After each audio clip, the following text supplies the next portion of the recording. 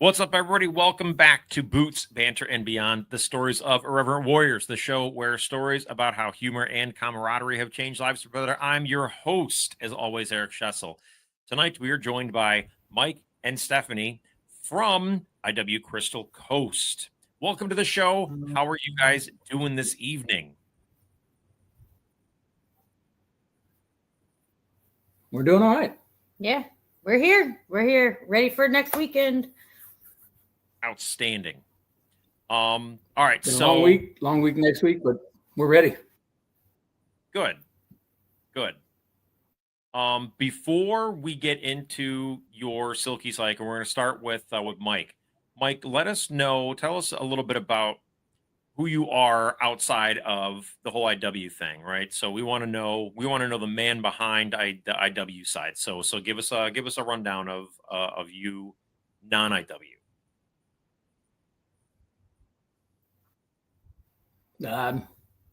Unfortunately, still working. I'm a shop foreman at a machine shop that makes a bunch of different parts for fire safety and medical and aerospace. Used to be a 5-man shop. Now we're down to 3. Our programmer's retiring, so the owner still wants to keep the shop open. So we're doing just parts that we can continue to make without a true programmer. And we'll be down to 2 of us then. But other than that, I'm just going to keep working and keep doing what I'm doing with IW and keep plugging along till I can retire. All right. Were you in the military? Did you tell us about any military service and stuff you had? I spent 13 and a half years in the Marine Corps before I was medically discharged at 3. And after my last knee surgery, the only thing that they could do was replace my knee, and they said I was too young for that. And at the time, they didn't let you stay in and go to a different job. I was a 03, and even though I had qualifications to be an instructor over at SOI or something like that, they didn't do that anymore. So they gave me the boot, and I went about my way. I tried to join what was at the time Blackwater, but I missed it by a year. They said I was too old, and I told them it was discrimination. They said, no, sir, it's a job requirement. So I missed that. And then I went to school for a little while and started a custom home design business. But then when all the spec house builders came in, that went downhill because people were like, well, why am I going to pay you and, to design my house, and I can buy this house. And so then I went to do different jobs. I worked on base for a while as doing the maintenance on base for different companies. And when they found out that they didn't have to pay federal wage, that they could pay minimum wage or a little more, they fired all the guys that were making federal wage. And so I ended up where I'm at now. Been there for about 15 years. Okay. What about you, Steph? Well, I'm a mom.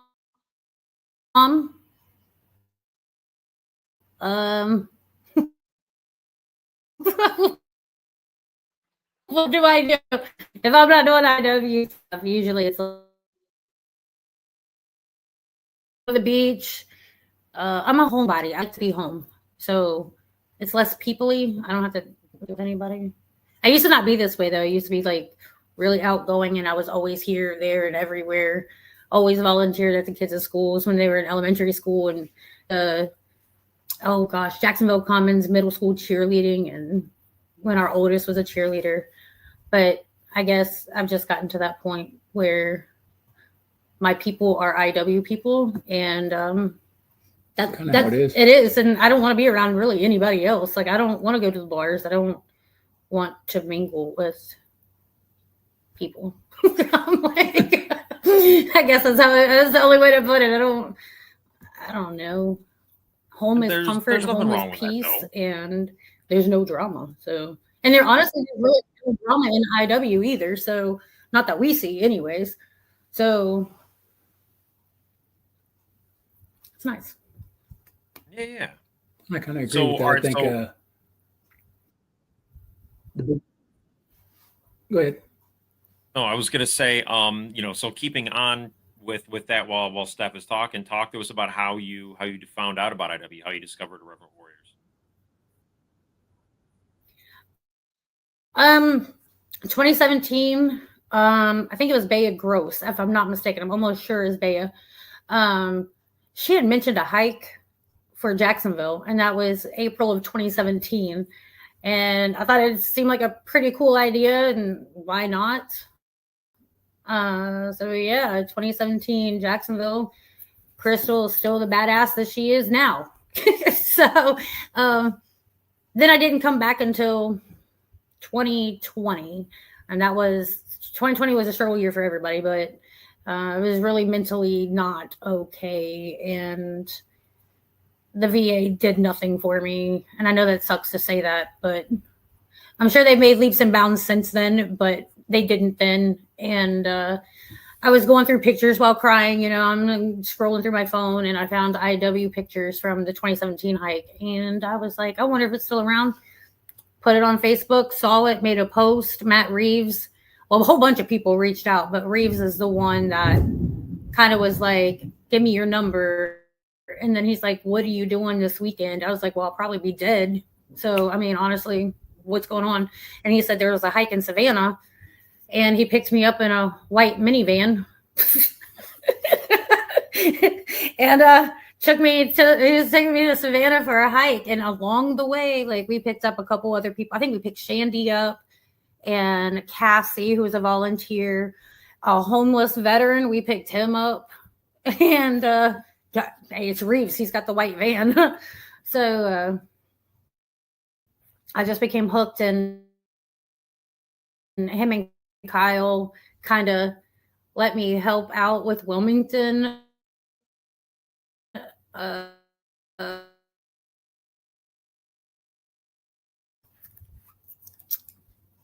Yeah, they pretty much did all the work. Don't say yourself short. So that was pretty much and here I am.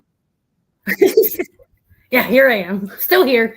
But it's a lifesaver. And I call Mike dad, and his wife Liz mom, and they probably get tired of that. But we're like a big old family, so it's great. Awesome. Mike, so how did you find out about IW? I kind of stumbled into it. I'd never heard of the organization. I've lived in this area for over 32 years, and with the organization being around since 2015, you would have thought that I would have heard about it or seen them out in town or something, and I never did. And I happened to be scrolling on Facebook right after the 2022 hike, and I saw the Jacksonville hike on Facebook. So I Googled it, and I said, okay, what is this? Googled Irreverent Warriors, said, okay, where's the next hike? And it happened to be in May in Atlantic Beach. So I Googled that, joined the page, and started asking questions on the page. And ironically, Matt Reeves was the one answering my million questions. And I mean million questions. What do I wear? When do I show up? What do I do? Da, da, da. And he answered every question. Just show up. Mm-hmm. Do I need this? Just bring this. And he answered the literally million questions that I asked. And that was my first hike. I'm fortunate enough that my wife is a retired Navy chief, so I get to hike with her. We talked another friend into going. All three of us showed up, and I'm like, okay, now what?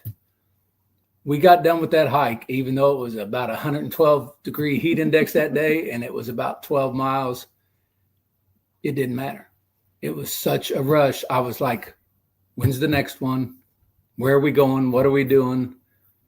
And we were hooked. And after that, I was like, I have to tell all my buddies, because now I have to show my age. When I was in, there was no cell phones, Facebook, anything like that. It was pick up a telephone or write a letter. So I got on Facebook and I started messaging all my buddies. And within the first week of messaging my buddies, I found out that either 8 fellow NCOs or troops that had worked for me had committed suicide. within that month of doing that, the number grew to 20. So I started asking questions, what happened? Does anybody know why? What's going on? And a lot of it was they went from those tight-knit groups that we had at security force companies. They went out into the fleet. They got deployed. Their wife left them. Their girlfriend cheated on them. They felt like nobody. They felt like nobody because they were in such a big unit that they lost that tight-knit group that we had. And so that's when I decided, okay, I'm going to stick with this, and I'm going to do whatever I can to prevent it. And we've been to, I think this hike is going to be my 25th, maybe. And in 2023, when Atlantic Beach didn't have a hike, they posted about they were looking for a coordinator. I threw my name in the hat. A lot of things got messed up with it. We ended up showing the Hike Back movie. Ken became the coordinator. We had an awesome viewing out there. Steph was on the team. Viewing, if I'm not we mistaken. did. We had the largest viewing of all the cities. Steph was on the team then, and it's just snowballed since then. Unfortunately, Ken had to step back due to work, due to dealing with some family stuff. But everybody that I've had like the pleasure of either going to a hike that they're at or dealing with them in different levels, either on a personal level or a professional level as a LC, it's helped me learn that, I've been to Knoxville and Pittsburgh and North Carolina had 7 hikes at one time. So I got to learn from Jeremy and Chris and Ryan and Mark and Kyle and Matt and just pull from all these people, Andy in Pittsburgh and Robert in Cleveland and John and Christy out in Knoxville, and just pull from all these people just different things to help us build what we're doing over here. And Brandon, even though I haven't got to go to his hike, I'm able to talk to him and say, hey, am I doing this right? Or do you think we're doing the right thing? And I get all this input that is helping us build our team. And right now we have a team of 6 people, and that's what's helping us. So I feel like as long as we're providing people a good hike and a place to have fun and giving them the humor and the camaraderie and just a great time, that's what's going to help everybody. Absolutely. So, all right. So we're talking about the hike.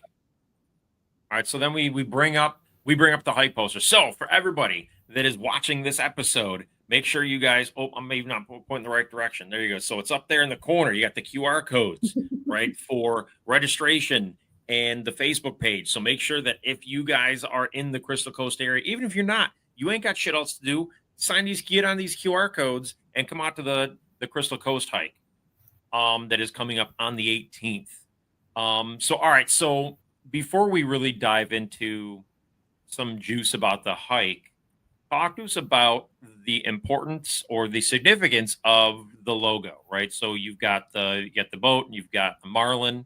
Talk to us about why the Marlin? Is that something that's significant with Crystal Coast? Not so much with Crystal Coast. We chose the name Crystal Coast because it doesn't restrict us to one city. Last year we were in Emerald Isle. Right. It is on the coast, but by doing Crystal Coast, it allows us to jump to different cities. So this year we're in Morehead City. Morehead City is the home of the Big Rock Blue Marlin Tournament. It's the 3rd largest Blue Marlin tournament in the United States. Last year, the top purse was over, I believe, $2 million for the first place. Oh, wow. Altogether, from first place down to 4th or 5th place, if everybody would have caught fish, they gave out $6.7 million. And they have a fabulous fisherman tournament for the women. They have a kids tournament, and it's all for Blue Marlin. It's a huge tournament that goes on over 3 weekends. The women's tournament's one weekend, the Big Rock tournament, and then the kids tournament the following weekend. The Big Rock is it's huge. They have their own foundation where they give money out to different organizations. It's a huge tournament that just brings in not only money to the county and everything, but just it brings in so much tourism dollars to the county and so many people that we felt it would be a good city for us to go to bring awareness about the organization. And maybe get a piece of that $6 million pie. Are you guys getting any sponsorships out of them? Shit. Actually, our one of our largest sponsors, it's called Jack's on the Waterfront or Jack's Waterfront Bar, did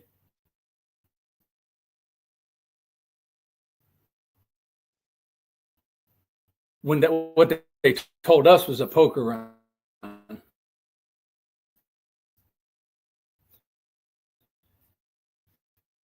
Most people in cars. Harry and Jeff, they haven't told us an amount yet, and I don't know if we're going to get it at the meet and greet or at the hike, but they're going to present us with what they raised from that poker. 14 boats in it. Okay.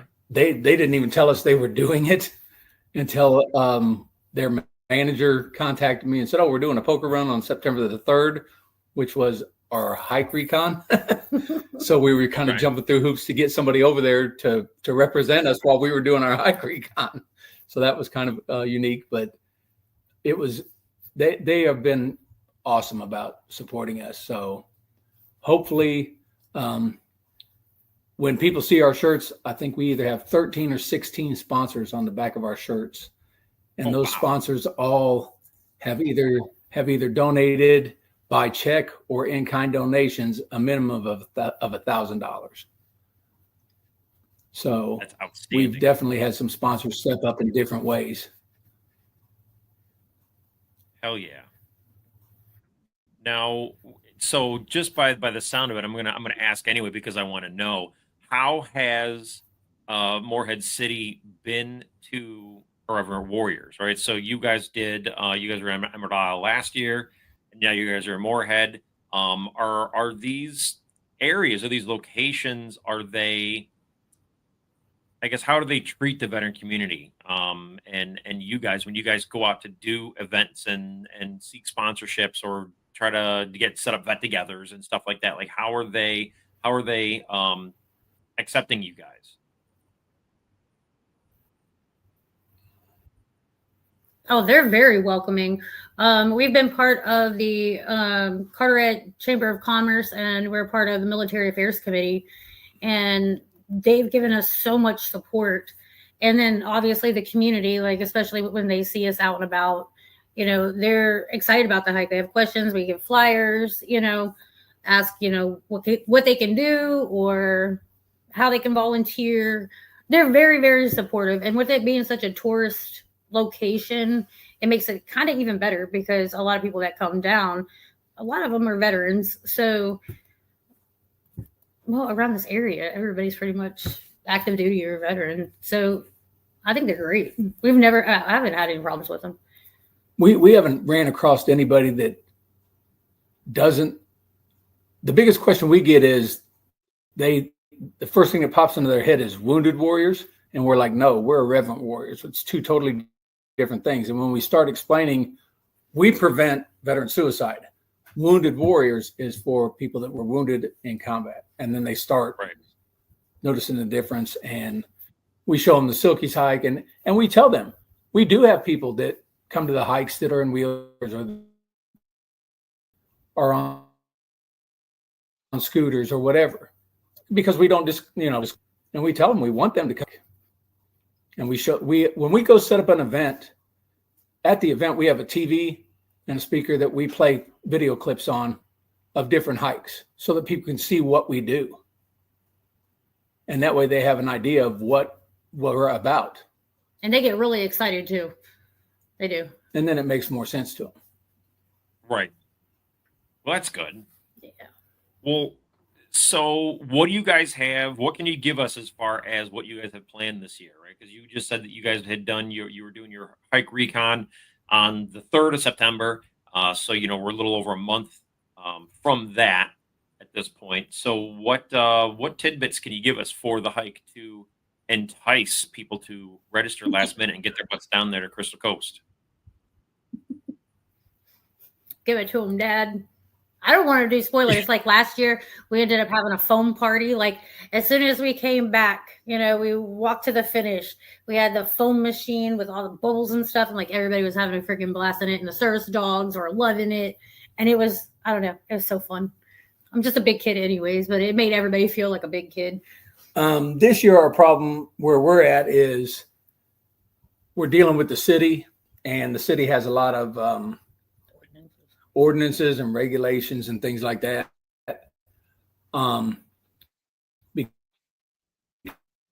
Because we had to use the rec center for our starting point and not the church that we wanted to, which is right next to it.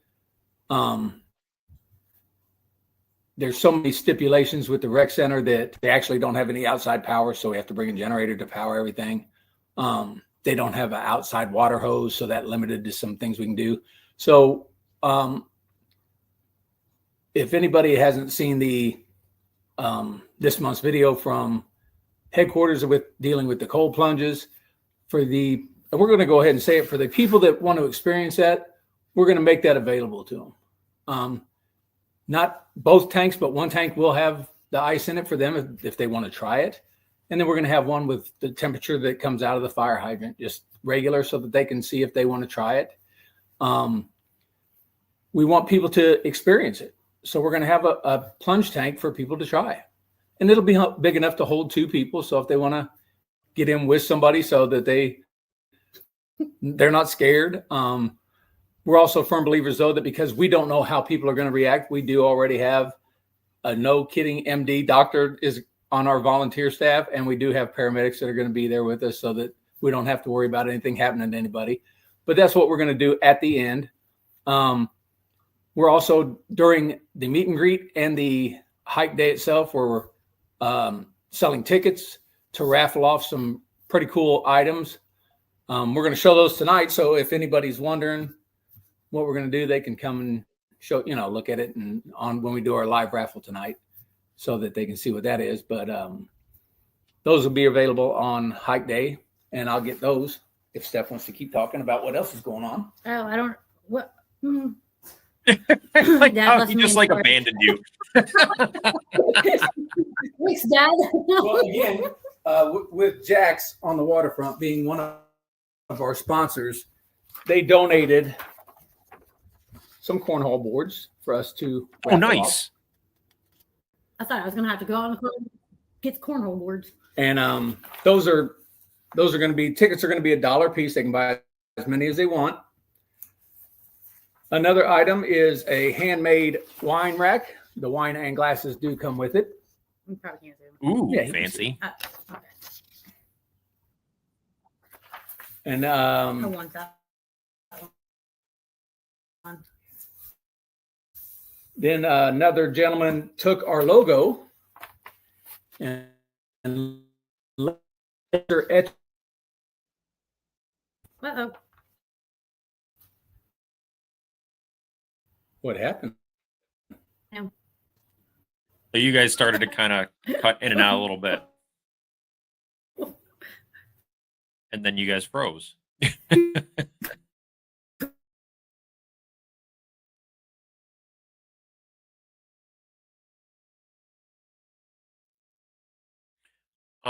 It's What? times like these I wish I had like the we'll be right back, or we're experiencing technical difficulties. As you guys are aware, so Mike and Steph, they're dealing with some inclement weather issues, so we're going to give them a minute to kind of piece together their feed over there. Oh, and it looks like they just dropped off the face of the earth. So I don't really know what to do at this moment. Maybe I'll do a little bit of you guys want me to sing and dance? Would that be? No, this isn't about me. So I will not be singing and dancing for you guys. But so listening to what Mike and Steph were talking about at their hike, like, so they've got a lot of cool stuff going on. You're going to get to experience cold plunges. You're going to get to check out some of the raffle items that they got going on. The town of Moorhead has been really, really good to them, so it should be really exciting for you guys to go down there and experience that. So if you're in the Moorhead area, or even in Virginia, South Carolina, even out west a little bit, make sure you guys make your way down there for that. Okay. And we're back. The third thing that we have is Hey, Matt. the third thing we have is that our logo is laser etched into a decanter set. So he laser etched it into the decanter, and it comes with 4 glasses and a case. Ooh. So Is there anything in the Actually- decanter, or is it just an empty decanter? no, he left it Unfortunately, empty. not. And then the last thing, play in the dark too, is this. Oh, those are cool. It is LED backlit, so you can play at night. Ooh, fancy. And it's a cornhole set with the Irreverent Warriors. And again, all of those, you buy tickets for $1. There'll be 4 containers. You put your tickets in whatever container you want. And it's just a way for us to raise some additional money. And those will be drawn right at the end of the hike. And hopefully it's somebody local, so we don't have to try to ship 2 sets of cornhole boards. Yeah, right. But if we have to, we will. Well, because I was going to put my name in the hat for the I'm American winning flag the one, IW and then cornhole call it a day. boards. I don't know. Those Jack's Well, ones are nice and- too. I love it. And the good thing about it is, and I'm happy to see that they're doing it, is we do have Square now. So we are able to do that for people that do want to enter from other places. Right. Yeah, yeah. All they got to yeah, do is Square's shoot the us a big help. message or email us, Wink. and we'll be able to do it that way. They can buy tickets. Very, very cool. So the last Eric's like, thing "Oh." I wanted to ask you, Mike, was and it's something that I ask everybody because I like hearing everybody's insight. I know Steph was asked this when she was on earlier this year.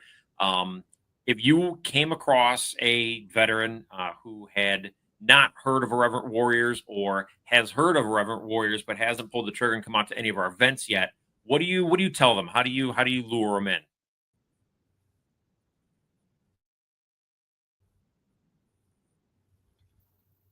My biggest thing is I tell them my story about the people that I've lost. And I also tell them that the stories of how I've seen IW actually work. I've talked to so many people in the different hikes that I've been to that say, you know, before I came to a hike, literally the night before, I was going to kill myself. And I said, I'm going to go to a hike. And that hike literally changed their life.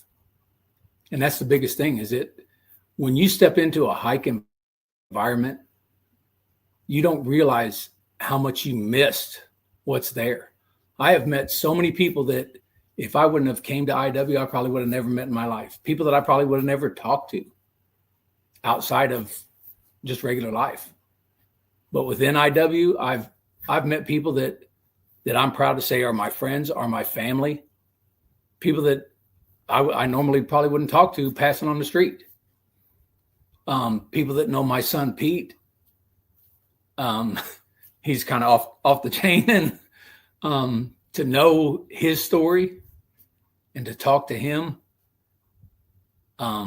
People just talk to him, not realizing that he's 100% deaf, and he's like, hang on a minute, because he can talk. And everybody's like, he's like, I gotta turn this on, because he turns on captioning on his phone. It's called live transcribe, so that he can be part of the conversation with them. And for them to sit and share stories with him, not only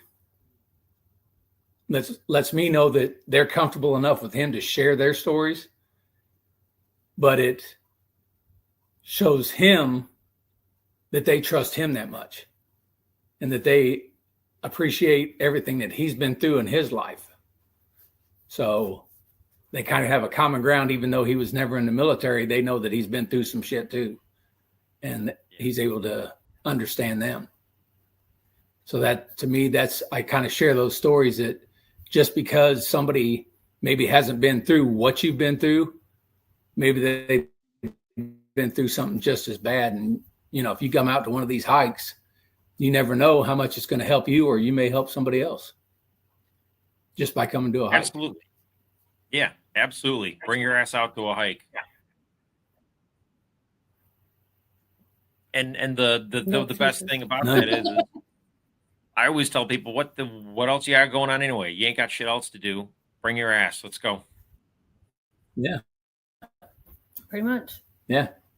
You want to wear your socks and Crocs and tutu and cowboy hat. Yeah. I mean, it doesn't matter. Everybody's like, oh, I got to carry a pack. You don't have to carry anything. You can hike in jeans. I don't care. Get out here. Show up. We've had that. Just show up. Bring your friends.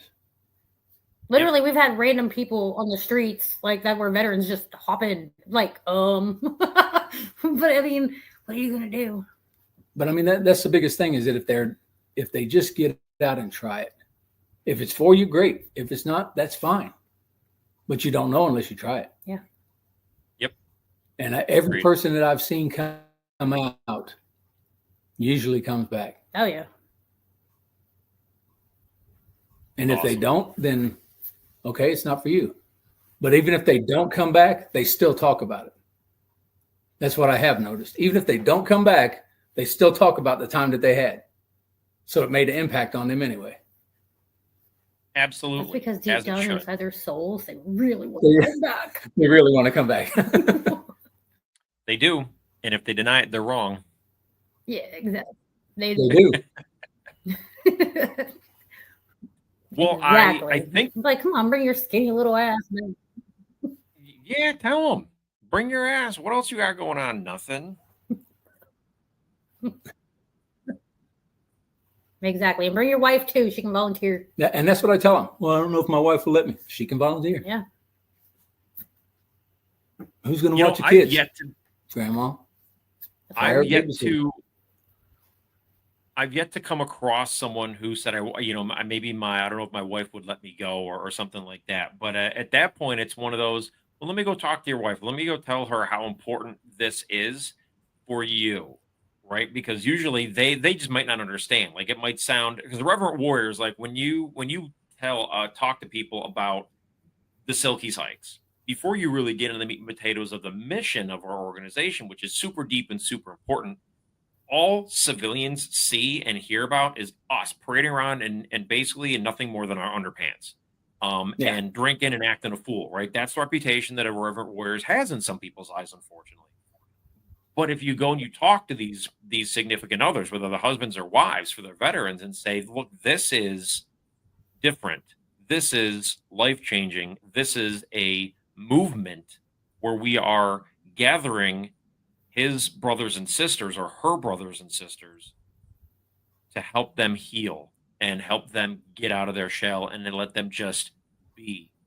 And I think if more of those conversations are had, that it would open up so much more for our veteran community with the family and everything like that. So, and that was the exact conversation we had last night. Yeah, yeah. That was the exact conversation that we at a presentation we did last night. Is that we're stepping away from that bar crawl, that drunken hike, and we're getting more in depth to. No, we're not doing just these. We're getting into the therapies and the retreats and the healing, not just let's go on a hike and get drunk. And getting more into having family days. So the spouses, the significant others, the kids can meet others that maybe their parents have gone through the same thing. And, they're like, well, my mom, dad has this issue and this is what happens. Well, there's going to be Timmy and Sue over here that's parents have gone through the same kind of thing. So they can talk about it. Yeah. And then next thing you know, they meet new friends, lifelong friends, kind of like being, back in the military again. And Yeah, I think it's great. We do fire pit nights at my house. So it went from like 8 of us maybe to one time we had 20 some. Yeah, like 27 adults and 10 kids. Yeah, we had more than 10 kids up in that house. I didn't have My house is small, but we probably had like 13, 14. That's a little bit more than 10, not much. But that's a lot of freaking little kids. But they run around the yard and in the house and mingle and have fun and karaoke and everything else. It's nice for them to all have like a connection together. And those are the things that we want people to understand is it's not what it used to be. It's growing. Yep. And we're on a path of healing people outside of the hikes. Mm-hmm. Yep, absolutely. And it's great to hear and see. I think that about wraps it up. You guys, I know you guys mentioned you guys got meetings and you guys got other things that you guys got going on. So I'm personally not going to keep you here too much longer, even though I would love to sit here and keep you guys all damn night and just shoot the shit and talk about IW and talk about non-IW stuff. But I know you guys have things to do. But I can't wait. We appreciate everything that you do. Thank you. I appreciate that. Oh, you made him blush. Well, these interviews aren't about me. They're about you guys. You guys can't put me on the spot like that. That's not fair. Sorry. You are one of It's us. fine. We got It's to put fine. you out there. We got to do that to you every now and then. It's all good. I go to therapy and I deal with it there, and it's fine. I'm learning to accept when things like that come my way. So it's fine. And I do genuinely I do appreciate that. Thank you. I can't wait to see how y'all's Silkies hike goes. I hope it's a huge success and everything that you and the rest of your team want it to be. We do want to thank you guys for spending time with us this evening. Thank you guys again so much for taking the time out of your busy schedules right before your hike to come talk to me and everybody else about your hike. For everybody that tuned in, thank you all for listening and watching. Be sure to take this episode and share it far and wide so that we can bring a little humor and camaraderie to anybody who might listen. Until next time, stay irreverent, my friends.